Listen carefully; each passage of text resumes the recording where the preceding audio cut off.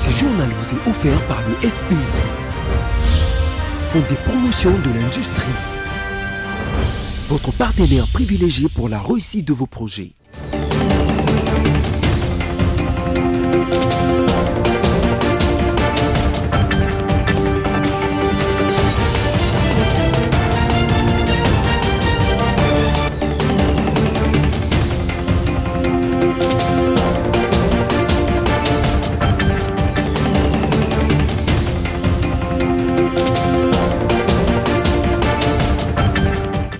On est ensemble sur BSC Télévision, messieurs, dames, bienvenue, les sommaires. Les hommes d'église ont pris part aux états généraux de la justice le 5e jour au centre financier de Kinshasa. Vous suivrez dans ces journaux les interventions de quelques hommes de Dieu, à savoir Monseigneur Donatien Cholet, Dodo Kamba ainsi que Moïse Mbiye. Les contrôles de militaires inactifs au sein de FRDC débutent mercredi 13 novembre 2024. Un communiqué de l'inspectorat de l'armée vous sera lu dans ces journaux. À la Cité de l'Union africaine, le chef de l'État Félix-Antoine Tshisekedi Tshilombo a reçu le lundi 11 novembre 2024 le premier vice-président du Sénat venu lui présenter les rapports de sa participation au Forum parlementaire mondial contre les fascismes qui s'est tenu du 4 au 5 novembre 2024 au Venezuela. La presse présidentielle nous en dit plus. Le président de la République, Félix-Antoine Tshisekedi Tshilombo, a reçu en début de soirée de ce lundi le premier vice-président de la Chambre haute du Parlement, José Kalala. Des retours d'une mission au Venezuela, le premier vice-président du Sénat est venu remettre au chef de l'État une correspondance de son homologue du Venezuela, Nicolás Maduro Moros. Dans ces messages, la République du Venezuela souhaite redynamiser les relations avec la RDC. Je crois que vous êtes informés qu'il y a eu un forum parlementaire sur le fascisme au Venezuela où nous avons porté la voix haut pour dénoncer cette agression que nous subissons à l'Est. Je profite aussi de l'occasion pour saluer les efforts du chef de l'État pour sa diplomatie, comme il ne ménage aucun effort pour trouver la paix durable dans ce parti du pays. Dans les discussions que nous avons eues, nous avons montré que le Venezuela souhaite avoir le rapport avec la RDC. La question sur l'agression de la RDC dans sa partie Est par le Rwanda a été également évoquée. Pays hospitalier, la RDC entretient de bonnes relations d'amitié et de coopération avec toutes les nations dans le cadre d'un partenariat privilégiant l'intérêt commun. Le président de la Chambre basse du Parlement, Vital Kamerhe, a surpris la commission socio-culturelle de l'Assemblée nationale qui tenait sa 3e réunion le 11 novembre 2024 dans la salle de banquet du Palais du Peuple. Le président de la Chambre basse du Parlement, Vital Kamerhe, leur a donné cependant quelques orientations pour la bonne marche de leur travail. Regardez. C'est en faisant la ronde de quelques locaux récemment réhabilités par le bureau de l'Assemblée nationale que le speaker de la Chambre basse du Parlement, Vital Kamerhe, a débarqué dans la salle des banquets où il a rendu une visite surprise à la commission socio-culturelle de cette chambre qui tenait sa 3e réunion dans cette salle. Une occasion pour le président de l'Assemblée nationale de prodiguer quelques conseils à ses élus du peuple en les invitant justement à travailler dans l'harmonie avant de leur donner quelques orientations. Juste après cette visite dans son bureau, Vital Kamerhe s'est entretenu avec le membre du bureau de la commission socio-culturelle venu lui faire part de l'organisation interne de cette commission, comme l'explique Dorothée Madia, députée nationale. Au niveau de l'Assemblée nationale, il y a des commissions qui sont des organes techniques qui aident le président ou dans le bureau de l'Assemblée dans sa charge.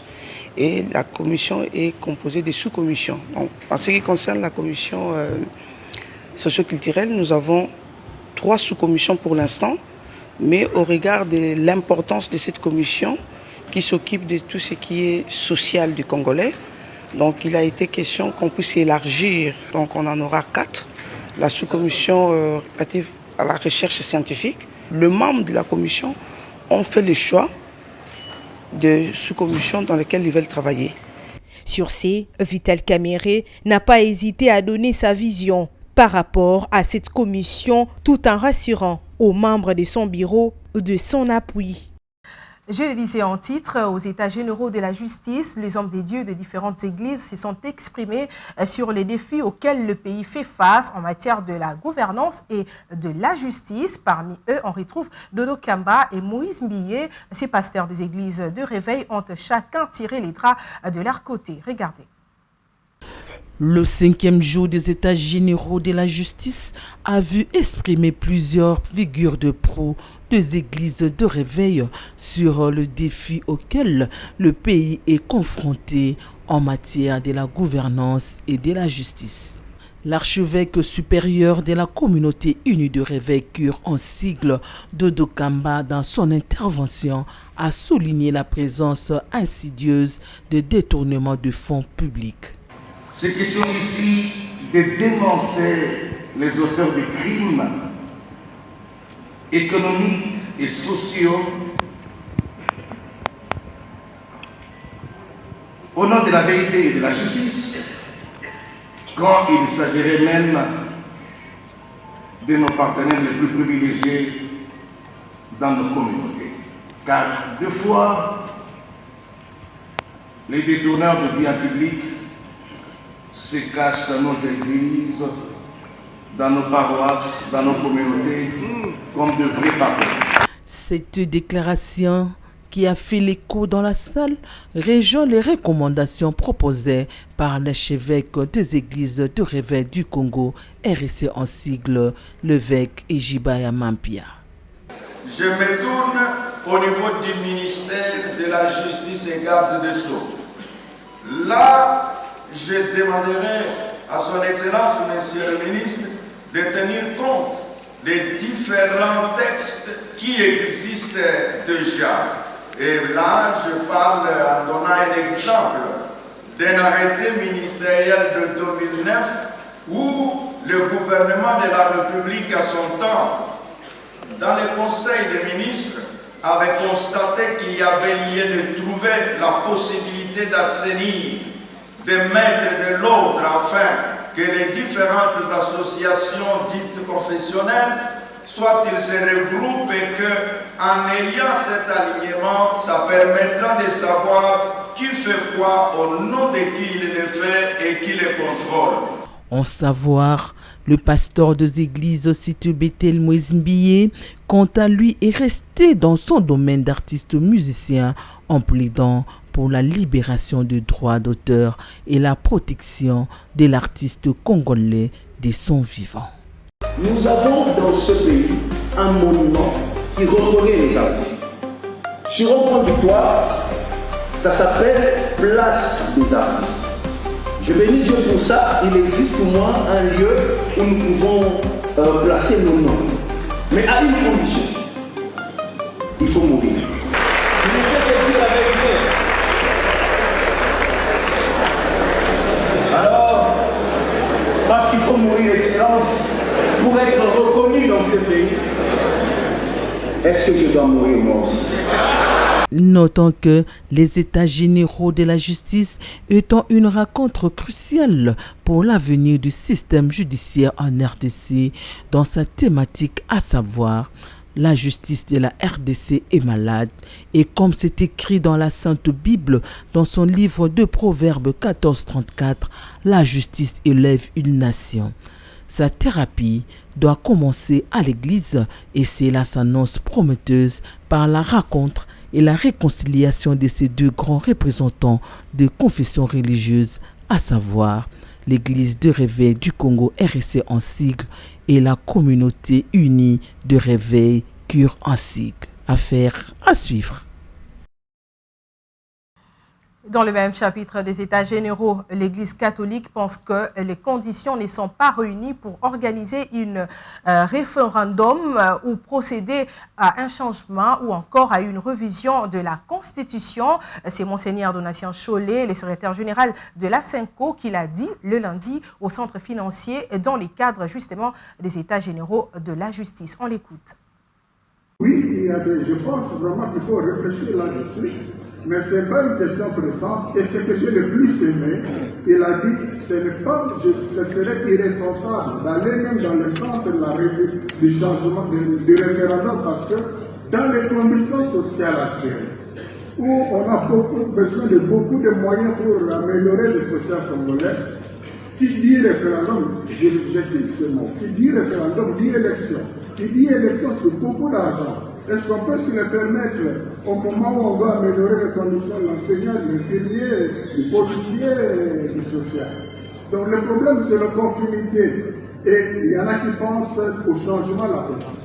La Constitution que nous avons aujourd'hui, c'est un pacte républicain qui a résolu un grand problème de sécurité aussi dans notre pays. Donc il faut tenir compte.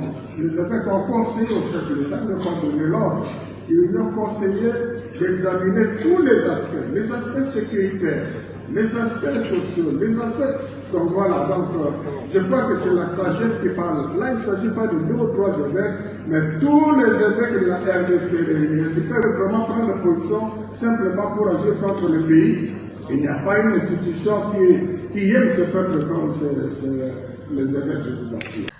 Et en marge de l'ouverture de la 12e session ordinaire de la Commission spéciale mixte défense et sécurité qui réunit la République démocratique du Congo et la République du Congo, le ministre de l'Intérieur et Sécurité du Congo-Brazzaville a insisté sur le fait qu'ils ne pourront jamais s'allier aux dictateurs qui veulent la tête de son pays voisin qui est la République démocratique du Congo. Il a dit lors de son allocution le lundi 11 novembre 2024. Regardez. On voudrait, monsieur le vice-premier ministre, si je ne reviens pas sur cette constance politique de son Excellence, monsieur Denis Sassou Nguesso, président de la République du Congo, au nom de qui je prends la parole. Cette constance politique est que le Congo n'a jamais servi et ne servira jamais de base arrière pour une initiative visant à déstabiliser un pays voisin. Surtout pas, mais alors pas du tout, le pays frère qu'est la République démocratique du Congo. C'est un serment.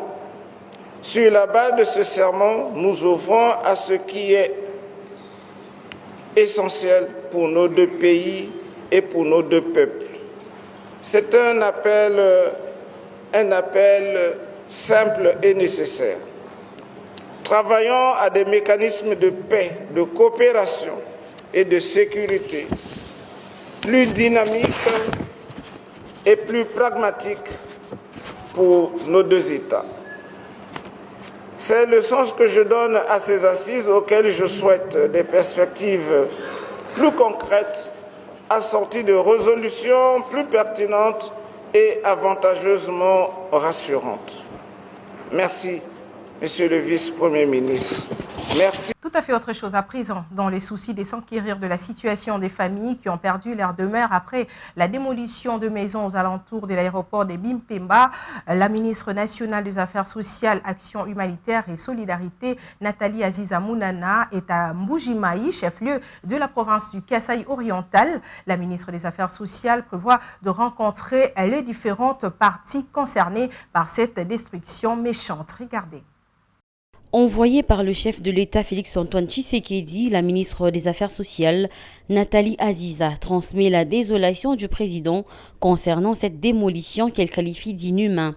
Sa présence en Mbujimayi s'inscrit dans le cadre de collection de tous les éléments d'information par rapport à ce déguerpissement qu'ont subi les habitants de ce quartier qui leur permettront d'aboutir à une solution. Dans son programme, pendant son séjour à Mbujimayi, Nathalie Aziza prévoit de recevoir tour à tour toutes les personnes concernées par ce drame, car elle leur avait demandé de constituer des commissions des victimes et de la société civile pour bien les écouter.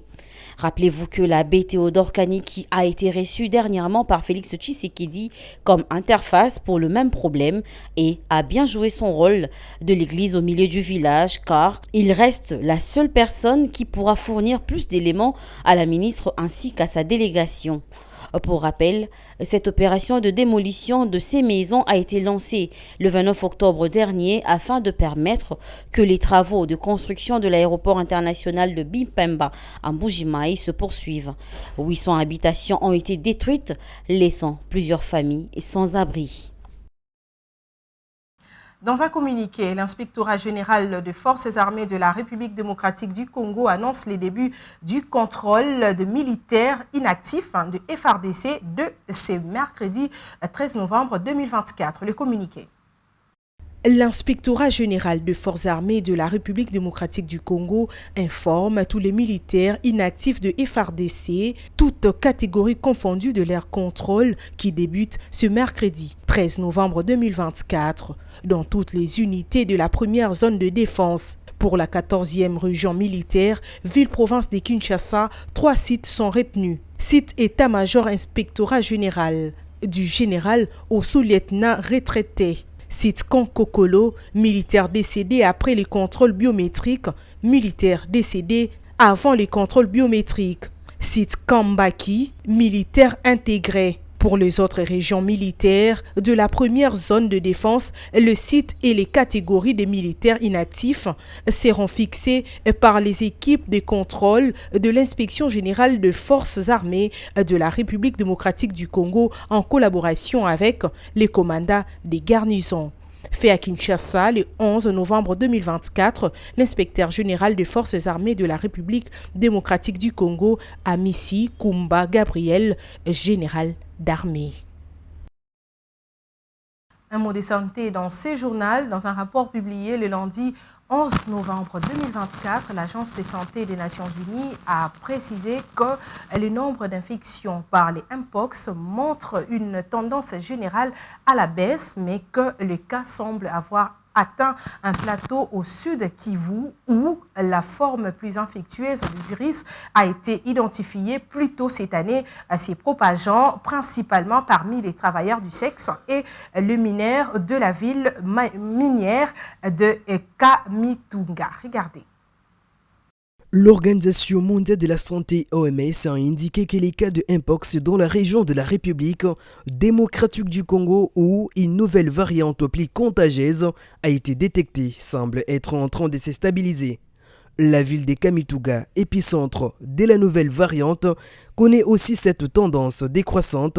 Cependant, seulement 40 à 50% des cas suspects sont testés et le virus circule encore, notamment dans d'autres régions du pays, ainsi qu'au Burundi et en Ouganda. À ce jour, environ 50 000 personnes au Congo ont été immunisées contre les Mpox. Les centres africains de contrôle et de prévention des maladies estiment qu'il faut 3 millions de vaccins pour stopper l'épidémie. La semaine dernière, le directeur du CDC Afrique, le docteur Jean Kasseya, a déclaré que les continents étaient toujours dans la phase aiguë de l'épidémie des Mpox avec 19 pays affectés. Il avait par ailleurs averti qu'en l'absence de ressources supplémentaires pour éradiquer le virus en Afrique, celui-ci pourrait devenir une menace mondiale.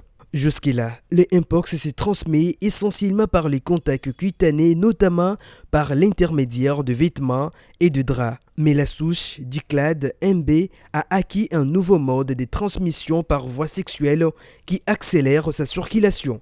Ce nouveau variant plus mortel est aussi transmissible que celui de 2022. Il circule désormais en Afrique avec des possibilités de transmission vers d'autres pays. Et en dehors de nos frontières, l'aéroport international d'Haïti a été fermé après que les gangs ont ouvert le feu sur un vol commercial atterrissant au Port-au-Prince le lundi 11 novembre 2024, poussant certaines compagnies aériennes à suspendre temporairement leurs opérations alors qu'un nouveau Premier ministre par intérim prêtait serment promettant de rétablir la paix. Le peuple haïtien a vu son nouveau Premier ministre prêter serment après plusieurs mois de vide institutionnel et alors que de nouvelles violences ont éclaté dans la capitale Port-au-Prince. Alix Didier Fils-Aimé a pris ses fonctions de chef de gouvernement intérimaire pour s'atteler aux défis urgents auxquels le pays fait face sur les plans sécuritaires et humanitaires. Le premier chantier incontournable et qui conditionne la réussite de la transition est le rétablissement de la sécurité. Sécurité des personnes, sécurité des biens et infrastructures, sécurité alimentaire et liberté de circulation sur tout le territoire national. L'aéroport international d'Haïti a été fermé après que des gangs ont ouvert le feu sur un vol commercial atterrissant à Port-au-Prince. Certaines compagnies aériennes ont suspendu temporairement leurs opérations suite à cette attaque. Ancien président de la Chambre de commerce et d'industrie d'Haïti, le nouveau Premier ministre intérimaire a promis de rétablir la paix. L'État d'Haïti est sous le contrôle de près de 200 gangs violents qui kidnappent, rackettent et tuent impunément sur presque la totalité du territoire. Les rappels des principaux titres à présent.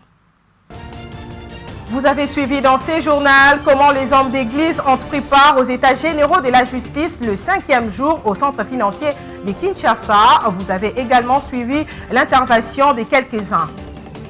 Les contrôles militaires inactifs au sein de FARDC de la République démocratique du Congo débutent ce mercredi 13 novembre 2024. Un communiqué vous a été lu dans ces journaux. Fin de ce journal, mesdames, messieurs, merci de l'avoir suivi. Si vous avez raté toutes ces actualités, rendez-vous à notre chaîne YouTube BSC officiel. Au revoir.